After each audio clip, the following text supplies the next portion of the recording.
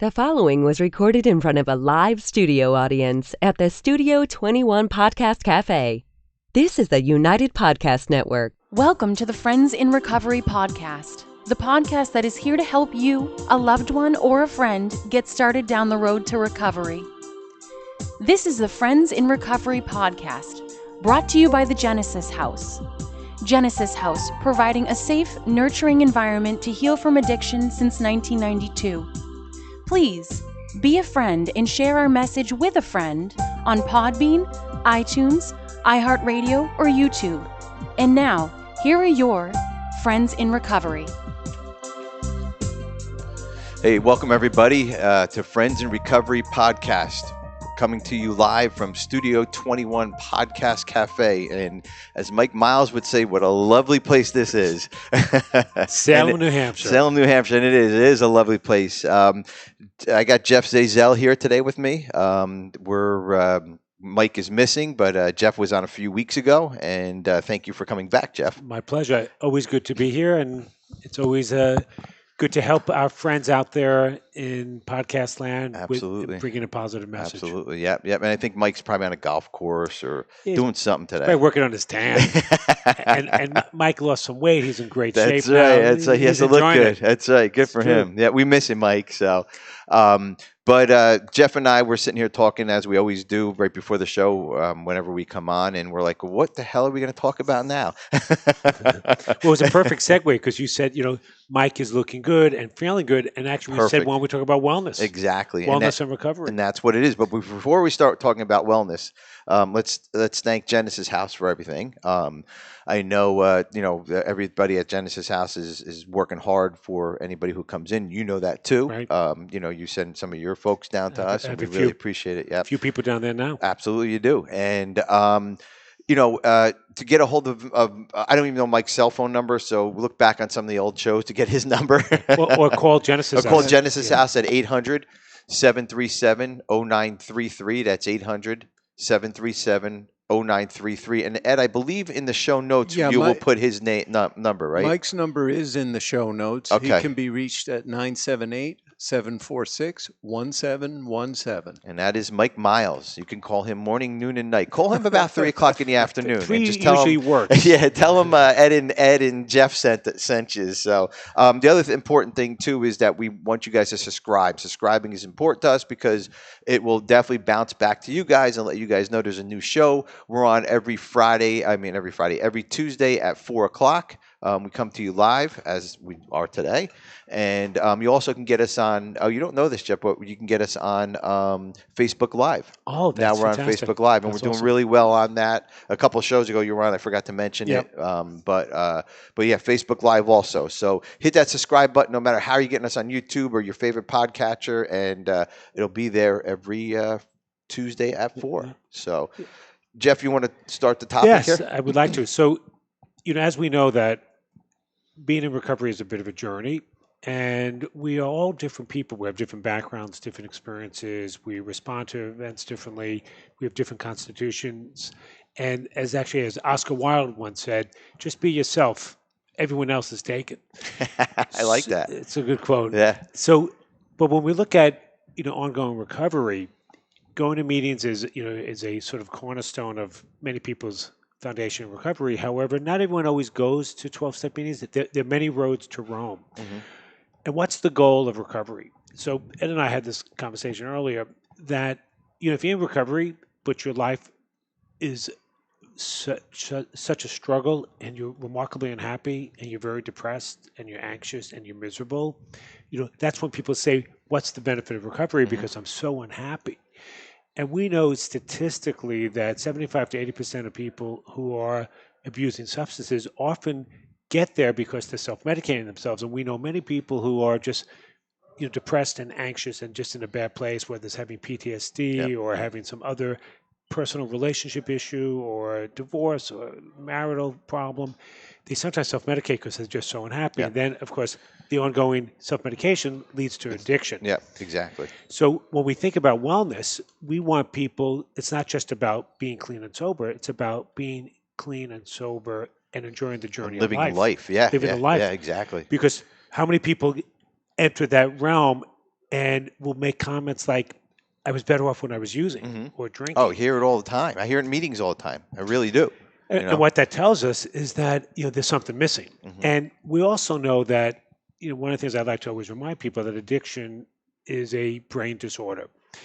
It takes time for the brain to heal, and it takes time for the brain to sort of respond appropriately, where the neurological elements where you can produce dopamine and endorphins and serotonin, it takes time for those natural chemicals to evolve. So just because I stop drinking or stop using opioids doesn't mean the next day I'm feeling happy. No. In fact, it usually goes down a bit, because now you're looking at the wreckage. Now you're looking at all the problems you've caused and the people you've hurt, and you can't anesthetize yourself and numb yourself from those feelings. To get you away from all that. Right. Yeah. And we think about some of the people we see, they're in an avoidance mode. They don't want to deal with it. That's why we call addiction the disease of denial, because they don't want to take responsibility. They don't want to look at themselves. A number of weeks ago, we had a podcast where we talked about people's owning their own recovery. And the first step is to acknowledge you have a problem, and you got to take responsibility for that. So we know that there's so many people who are struggling with those issues. When we think about what else can be done, how do we expand the matrix for the recovery? Because there is life after recovery. I remember coming from the addict standpoint or the alcoholic standpoint of view. Like, I remember the first thing. Now, my sobriety date is March 10th, 1994. I remember probably March 11th being in the office with my therapist saying, what am I going to do for New Year's now? Now it's fucking March. That's right. Like, what am I going to do for New Year's? So we have to reprogram things. And there was 1,000 things to do for New Year's. I went to so many AA dances for New Year's and AA dances throughout the year. I heard you're a good dancer. Oh, yeah. Ask my wife. I'm not. But so there is a lot of good things, and that's some of the things I think we want to touch on. I ended up, and you're a fellow runner too, I ended up taking up running by accident. This was way before the computers and everything. I was working at one of those big box stores, and I was the wellness coordinator there, because you get on a pink cloud, you want to help everybody, and that was part of my recovery, is to get me to another area in my life, not to that doom and gloom area. I wanted to get out, so I started doing wellness stuff. And I got something in the mail saying, you have to go to a 5K run. I'm like, what the fuck is a 5K run? And then you can't go to a computer and put in what is 5K. I had to go research it and find out how long. It was a breakfast cereal. I know. And 5K is 3.1 miles. I was like 3.2. 3.2. Yeah, that's right. No, actually, I'm sorry. 5K. 5K is 3.1. Yeah, 3. You're right. See? No, 6.2 times 5. Right. Yeah. 3.1. See, Very good. I'm not losing yet. I was thinking of 10K, but 10K, yes. So I had to figure out what 3.1. What a 5K was 3.1. I'm looking at myself like 3 miles. How the fuck do you run 3 miles? Well, needless to say, I've been running marathons and did 6 miles the other day, but that doesn't come overnight either. I mean, right. Just because we're talking about this doesn't mean once you get into whatever your health and wellness or whatever you want, it's not going to happen yesterday. It's a journey, just like recovery is. And sometimes entering this new chapter of your life means exploring new things, and not everything works. Sometimes like, hey, I want to go back to school because I never could focus before because I was on substances and it caused some difficulties. And then you realize maybe school isn't for you.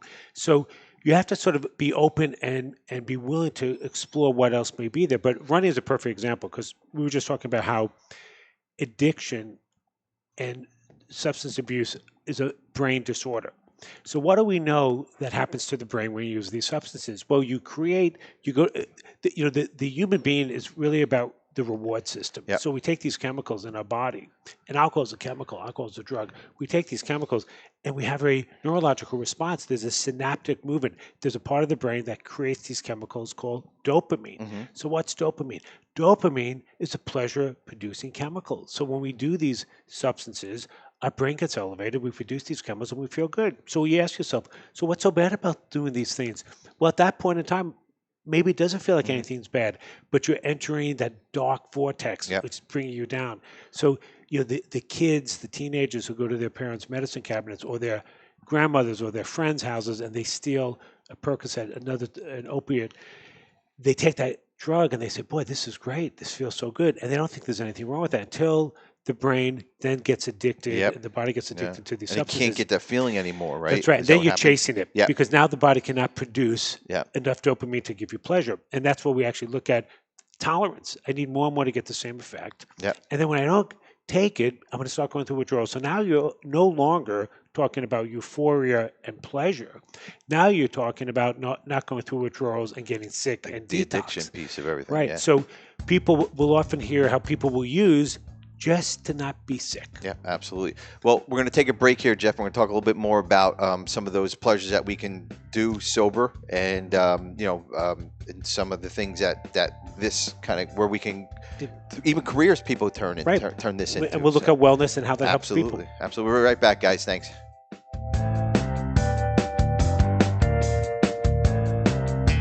Genesis House is a premier substance abuse and rehabilitation facility located in beautiful Palm Beach County, Florida. We have been providing the highest quality of addiction treatment since 1992 and are accredited by the Joint Commission. We offer a range of programs that include detox, residential treatment, dual diagnosis, a Christian track for people who want to incorporate their faith into treatment, a uniform services track, and we work with most major insurance carriers. Genesis House is led by a dedicated team of administrative and clinical professionals, and we stand on our commitment to excellence in recovery services. Contact us today to find out more about our program. Take the first step and call Genesis House at 800-737-0933 or visit us on the web at www.genesishouse.net. That's 800-737-0933 or www.genesishouse.net. Begin your journey to a long and successful recovery with Genesis House. Hey, everybody. Welcome back to Friends in Recovery podcast from the lovely Studio 21 Podcast Cafe. I didn't recognize Ed, our producer over there. Hey, Ed. Oh, I thought you meant you didn't recognize me, and I was going to say, Did you do something to your hair? Do you like it? Yeah, it's beautiful. I recognize the face, but I don't recognize the name. That's right. Now, usually Mike says hello to Ed, and I'm not Mike, so you guys must have something going on over there. So no, I'm not. But anyways, welcome back to Friends in Recovery podcast, guys. And real quick, just give you some numbers out. 800-737-0933 is Genesis House, and you'll see that scrolling across the screen there too if you're watching us on YouTube, and if not, all those numbers, Mike Miles' phone number will be in the show notes. And you want to give that number out again, Ed? I do. It's 978-746-1717. That is Mike Miles' number, and you can email us at help@Friends in Recovery Podcast. Send me an email if you want to. If you have any show topics, if you want to let us know how you're doing, if you want to come on the show. We love to have you if you're alumni or if you're in recovery, whatever it is. If you're a doctor or a therapist, if you want to come on, help@friendsinrecoverypodcast.com. Don't forget the email list. The email list. If they want to get on the email list, they can send a message to SkylarN@genesishouse.net. Thank you. That's why we have you here, Ed. Exactly. So we were talking before the break about being healthy and wellness, and Jeff and I our passion running. I want to just real quick ask Ed, what do you do healthy, Ed, being a normal person? Is there something that you do healthy? Well, first I dispute the normal part of well, that. Yeah, I would second that. But no, typically I'm at the gym 5 times a week. Okay. And for me, it's one of those things where once you get into that habit, I don't feel right if I don't make it there. Yes. Yeah. 100%. Great point. I miss a run or I miss a gym day. I beat myself up. I really do. But and really, it's not even so much about the physical; it's mental. Yes, exactly. I just feel better about me. I feel better about the world if I get to the gym in the morning. Yeah. So you normal people do stuff that us addicts do too, then? Yeah, there's a little bit of overlap. Okay, but you left the death and destruction out of your part for the most part. Yeah. Okay. Good. So full disclosure, I am not in recovery because I don't have a substance abuse disorder, but I get it, and it is interesting because one of the things that we were just talking about is like how one takes care of themselves. So when we think about wellness, and Ed and I have been runners. We've run many marathons. Ed actually is probably faster than I am, but it doesn't matter because we'll run our own race. That's right. But we know that people who do physical exercise will automatically start feeling better. And we talked about how when the substance abuser takes chemicals to create that sort of pleasurable response, that's when dopamine is being released in their brain. But there's many roads to getting dopamine and endorphins and serotonin elevated. So the substance abuse user will take these drugs or chemicals, and they get that little pop in their brain. Well, then of course it goes downhill. So we know that people in recovery, they're sort of searching for that. So one of the things that we want to remind people that it does take time, and I always say it takes 6 months to a year for the brain to heal. But in that meantime, during that journey, it's important to sort of fill the void. And what do we know about the human condition? We're pleasure seekers. Yep. We operate with wanting pleasure and avoiding fear. We also know that we are generally impatient, so we need to sort of understand that it doesn't happen overnight. But as you start building upon certain healthy behaviors like running, it does take time, and next thing you know, you have what's referred to as the runner's high. And there's tons of studies, and we all know intuitively that you do things like that, you start feeling better. So what happens? You start running, there's a chemical response in the brain, endorphins and dopamines are released, and these days, a lot of people run with others. So we also know that the sociability aspect, running with others, Ed and I have run together, running in a group, being part of a 5K where you are with other people, the energy that is sort of elicited from that experience creates the similar type of reaction. So we know that studies have been shown when someone actually has a personal interaction with another human being, the chemicals that are being released is similar to what happens when they use these substances. Absolutely. So let's talk about what wellness looks like. Yep. It's exercise. It's also being part of a social group, being part of a club. Studies done in the United States, actually studies done worldwide in the United Nations and other international groups that when they want to look at who are the happiest people on the planet, and there's different studies at different times. A number of years ago, National Geographic did a study. They identified 3 countries, maybe more, but 3 countries that I'm aware of where they had the highest rate of happiness satisfaction: Costa Rica, Singapore, and Denmark. And what did they discover? That in Denmark, 60% of the population is a member of a club, a cooking club, a running club, a hiking club, a gardening club, a motorcycle club, antique cars, all sorts of, a swim club. Knitting club.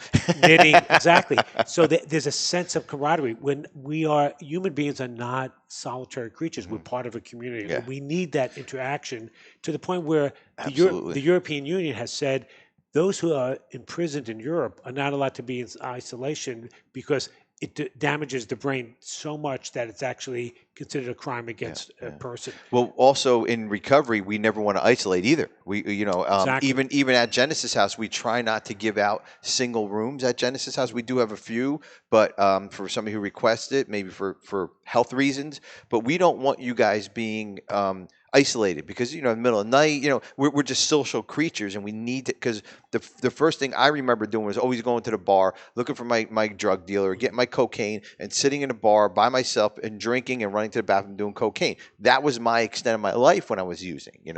Right. And what ends up happening, you get so isolated, and then and a whole range of other behaviors, paranoia and worry and financial difficulties, and then you're sort of in the dark corner. Now you're entering society again, and the human interaction is just remarkably helpful.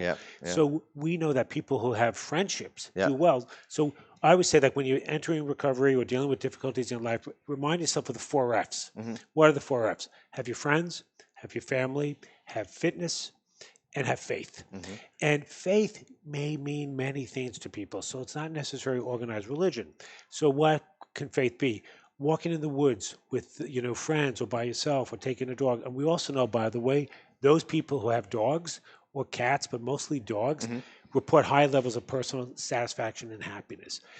The ability to give back. So in Singapore, it's actually very socially accepted and sort of encouraged to give back. So people volunteer, they Okay. work at soup kitchens, Yep. etc. So the sense of altruism also allows us to feel better. And that's in as an and I'm trying to bring it to the AA piece. Yes. Volunteering, taking a position, like a a 12-step. service position, Yeah. being the speaker or the chairperson or the greeter, door Right, or making greeter, or the the coffee. coffee And person. reaching out to others, making Yep. people feel welcome. Exactly. So, and getting out of your comfort zone Yep. is really useful. Yeah. So, we think about fitness, we think about running, we think about yoga. So yoga is sort of the mind-body duality. It's not just physical, it's also mental. Mhm. And we talk about relaxation. Yeah. So we also know that people who have healthy sleep tend Yeah. to do better.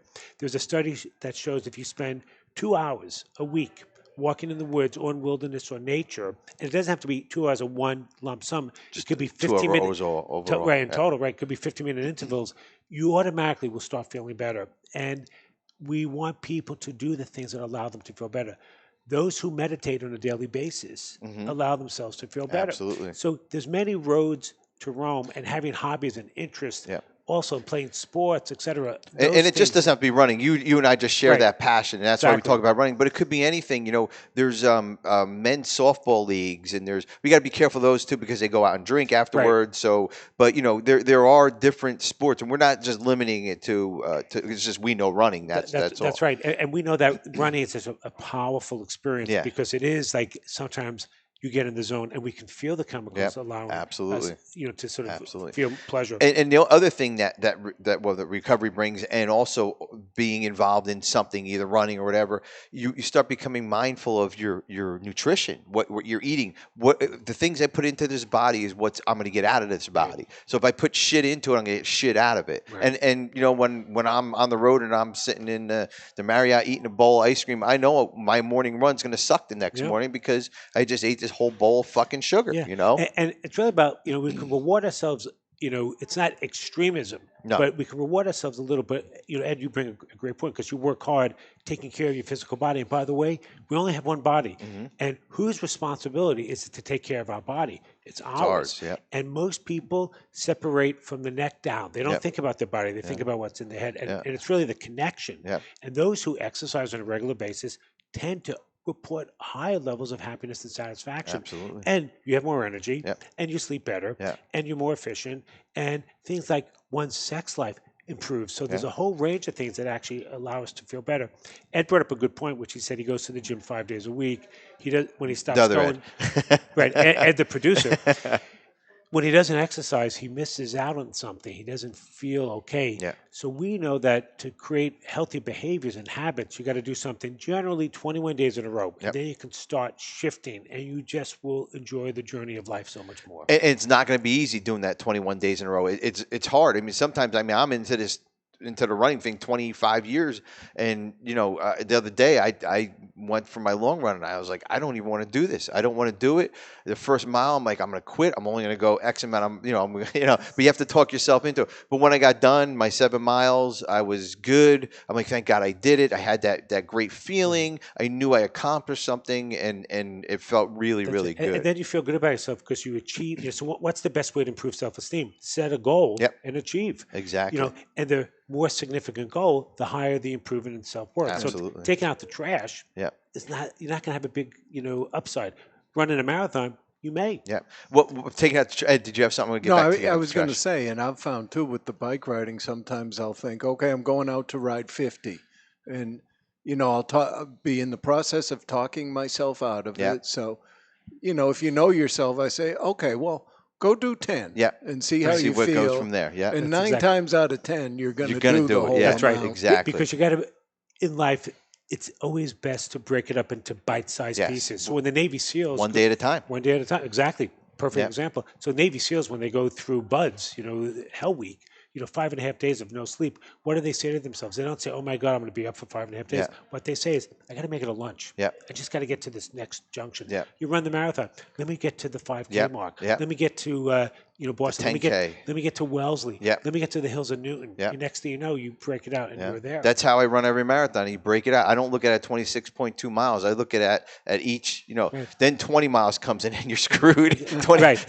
You got nothing left. Yeah. Then it's about mental toughness. It is. Then it's about the training kicks in. Yeah. And then you just stay in the zone and you have the mantra. Just keep going. Yeah. So it is interesting because I always say you run the marathon. It's not 26.2 miles. It's 1 mile, 26 times. And then 0.2. That's it, exactly. Back to the trash thing. Some people can only take the trash out back and forth because they may not be healthy enough to go running. They start. Yeah, that's where you start. I like the story you told. I think you told it on a show about a year ago that what you do with your son when you take out the trash. Right, exactly. So I think that's a great story. And it's great, So one of the things we know that, and this is healthy. This is healthy. Right, this is a healthy way. So it's important to communicate and express feelings and find out what's going on. But when my children, I have 3 sons, when they were younger, they, if I said to them, "Gee, what's going on?" Nothing, Dad. They would just say nothing, or they would grunt. Yeah.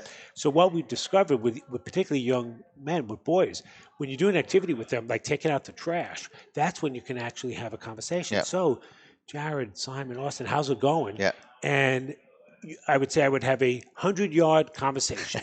When the trash barrels got to the curb, when we walked back in, conversation was over. Yeah. But you're engaging, and they don't even realize they're having a conversation. Exactly. Yeah. And the other thing on that too is you're fit. That 100 yards is nothing, but to somebody else, that 100 yards is steps that they never took before. That's right. And you also teach. It's important to have responsibilities and to have chores. Exactly. Parents who give everything to the kids grow up actually dissatisfied. So when we think about people who say they have higher satisfaction and happiness in life, we've discovered they all had chores. Yep. They didn't get everything handed to them. Yep.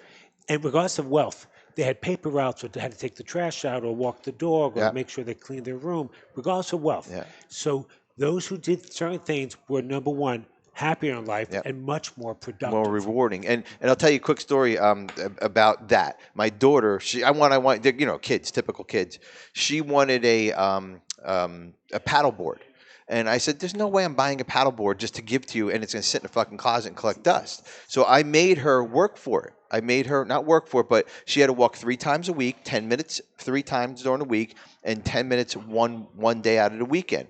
And that girl, she did everything, and now she has a paddleboard, and she's doing wonderful with it. And then she also feels like she has some little skin in the game. Exactly. She earned it. She earned it. So when you earn something, that's a way to improve self-esteem. Yeah, exactly. Like people's recovery. Yeah, exactly. And self-esteem is real, and that's for another show, though. We're running out of time, but that's for another show. But all this stuff, if you take it, and if you have any questions, Jeff, you want to tell us a little bit about you and what you do real quick? So I'm a clinical social worker. I have a practice in Woburn, Mass. I do a lot of consulting, EAP. I work with many police departments. I'm the clinician for DEA, and I do a lot of work with resilience and coping with trauma. So the things we talked about is really helpful to those like police officers or returning soldiers who have PTSD issues. And we talk about how to take control of their life, that little chapter of that part of their life. So, and I'm available. You can reach Genesis House, or my cell is 617-733-2842. And as far as Genesis House goes, we do send a lot of people to Jeff for the aftercare too, and he's amazing as far as that goes. If you have any questions on any of that, if you want to figure out anything, with Jeff,